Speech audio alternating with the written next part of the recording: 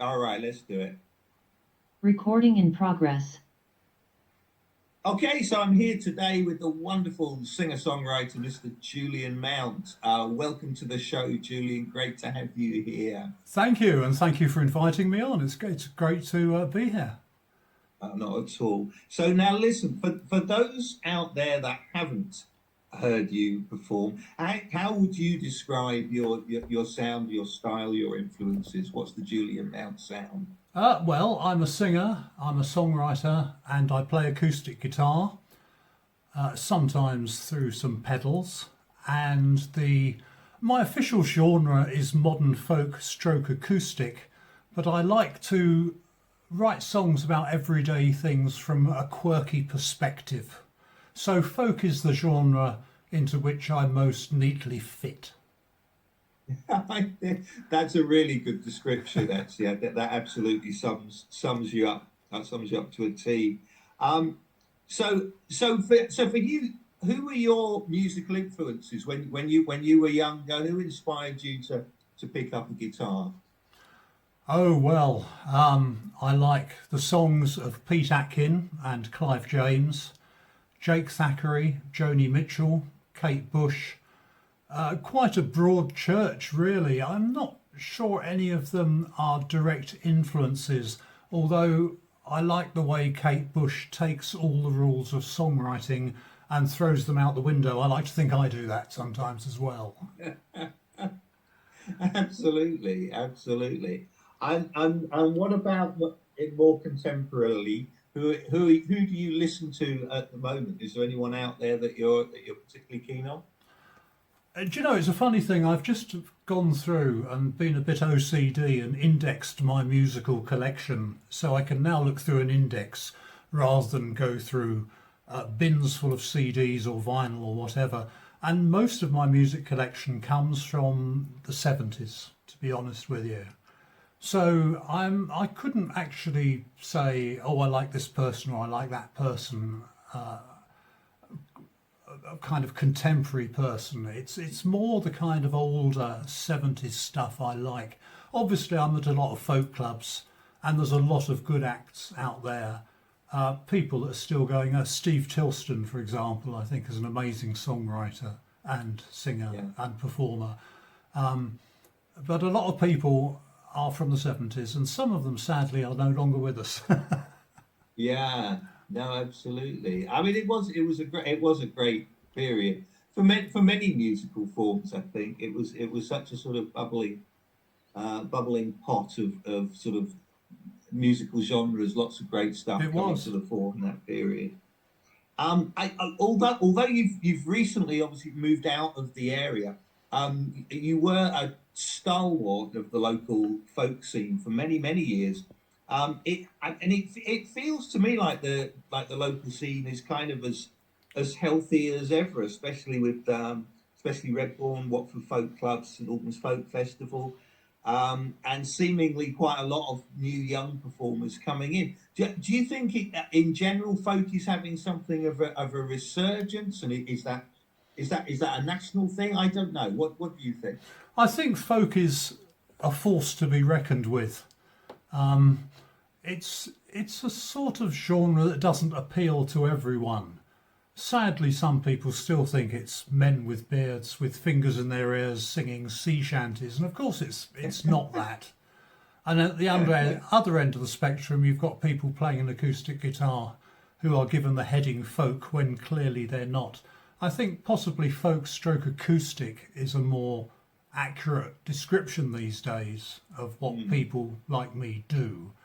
But I certainly in your area in Hertfordshire, there's loads of folk clubs still, which is fantastic. And I'm pleased to say, up here in Shropshire, where I'm living now, in Ludlow, there's lots of folk clubs up here as well, which is one of the reasons I came to this area. So, I mean, all that's terribly good news. Excellent. Yeah. No, I think that's right.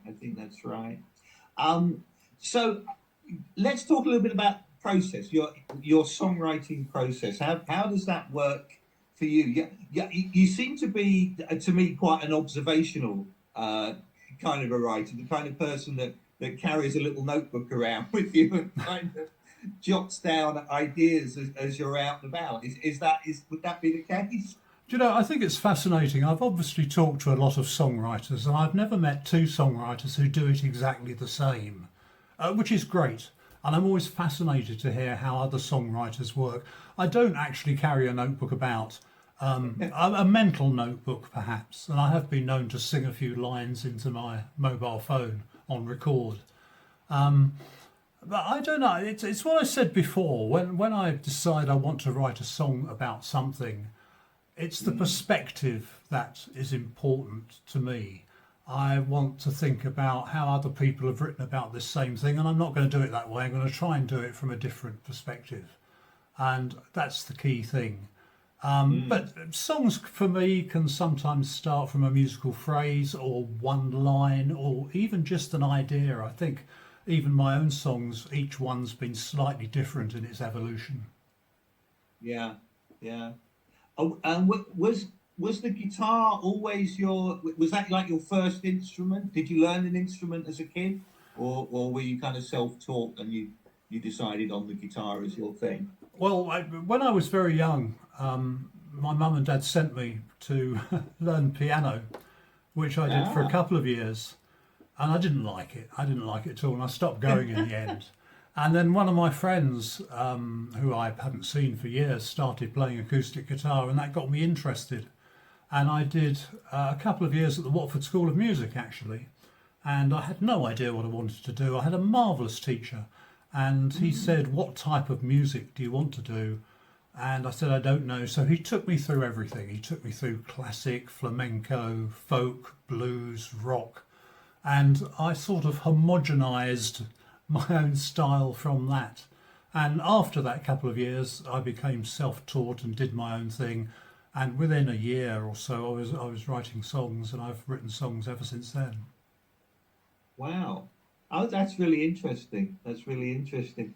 So you've never been tempted to return to the piano and try tinkling the ivories? Not at all. Interesting.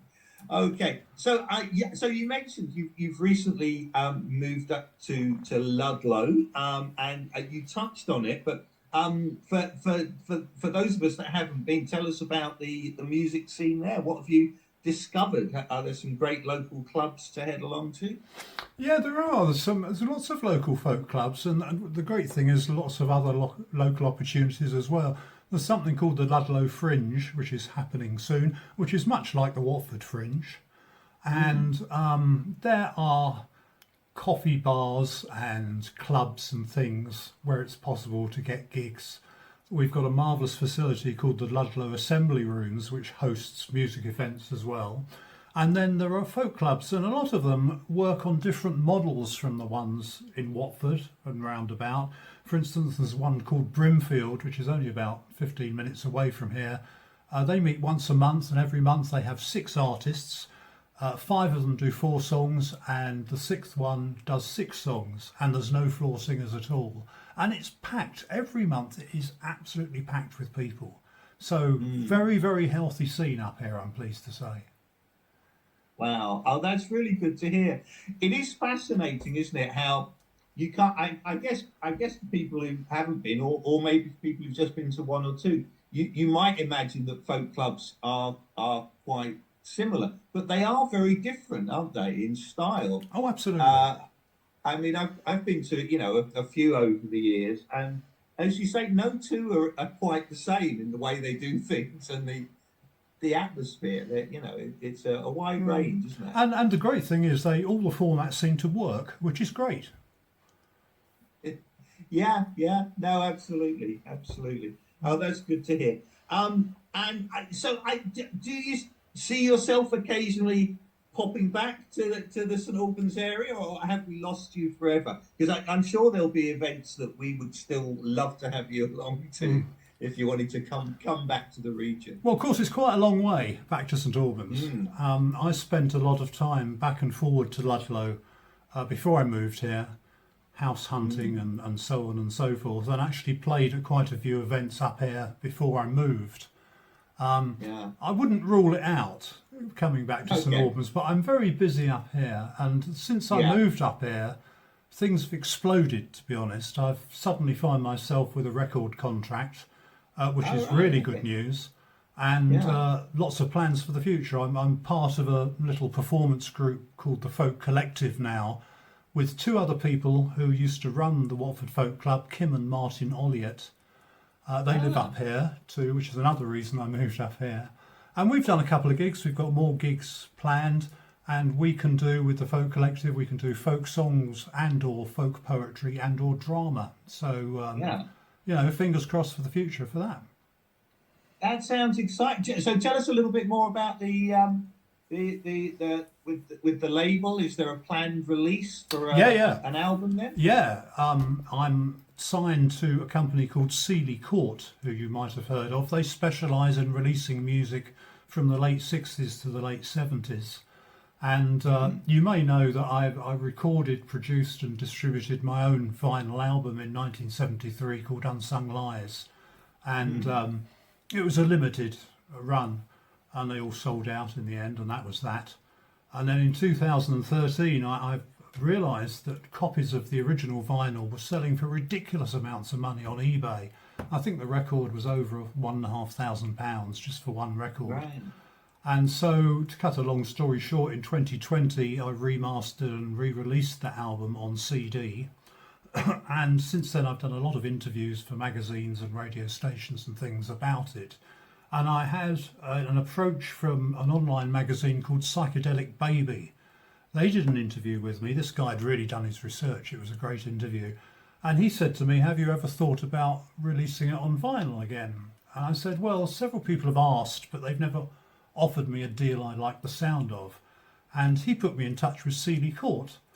And the long and short of it is they're going to release it on vinyl and CD and cassette and even 8-track cartridge in America, for which there is still a market apparently. Wow. It's going to be an international release. And then they started poking around my social media, particularly YouTube, and they particularly liked the sound of a band I was in the late 70s called Helix. Nothing to do with the Canadian heavy rockers of the same name, who came much later. And they're going to release a second album of Helix music sometime as well. That's going to be called Phoenix. And both of these will be international releases. They've done some amazing work already. They've come up with 2 fantastic videos, one to publicise Unsung Lies and one to publicise the Helix Phoenix album. And any time now, well, a month or 2, the album should be coming out and available through your favourite record store. Fantastic. Yeah. That's amazing. Oh, no. That's so exciting. I don't think I've heard of anyone being released on 8-track cartridge for a long time. I can That's only amazing. imagine it's for Americans who are still driving their period Chevrolets around and have got 8-track players. I don't know, but apparently there is a market for 8-track cartridges in America still. Wow. That's brilliant. Oh, fantastic stuff. Oh, that's really exciting. So for those that are interested in finding you and finding out about what's going on, about releases, where you're playing live, where are the best places to find you online? Where's the best places people find you? Facebook is a good place. I always publicise gigs on Facebook. So you can search on Facebook for Julian Mount or Julian Mount Music. And all my Facebook stuff is public, so anyone can find it. I'm also on Bandcamp, search for Julian Mount. On SoundCloud, search for Julian Mount. And the main one's YouTube, Julian Mount Music. Please subscribe. It's completely free. Every subscription is valuable to me, blah, blah. But Julian Mount Music on YouTube is a good place to find me. And of course, when the records come out, you can just order them through a record store or online. Excellent. Oh, that's great. Listen, Julian, I have one final question for you. Okay. And it is this. Should you be, unfortunately, cast away to a desert island, much like Napoleon or something, but you could take with you one book, one record, and one movie, what would they be? Okay, well, I think for the book, I'd have to go with Oolong Kalufid's How to Survive as a Vegetarian on a Desert Island, That would be a very useful book to have. A record, I'd probably have a Joni Mitchell box set because I really like listening to her songs going along in the car. And the movie, well, if I could have a TV series, I'd probably have The West Wing, which was about American politics. It ran for 7 series, 1999 to 2006, a wonderful series. If it had to be a film, there's a little known film I like called The Adjustment Bureau, 2010. It's broadly about time travel, which has always been a fascination of mine, science fiction, particularly time travel. That would keep me amused for quite a while, I think.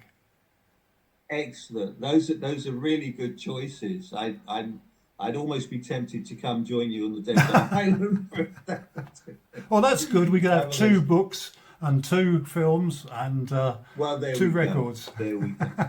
Fantastic, fantastic. Listen, thanks ever so much for coming on. It's been a pleasure to chat to you and catch up. And I do hope that we will catch you somewhere at some point in the near future. But obviously we'll look out for those releases and yeah, let us know when those come out and maybe we'll get you back on the show and Fantastic. do a little publicity for that. Yeah, thank you very meantime- much. Thank you very much for inviting me, Grae, and it's been lovely talking to you and your listeners today. Thanks ever so much. All right. See you soon, mate. Okay, bye for now. Recording stopped.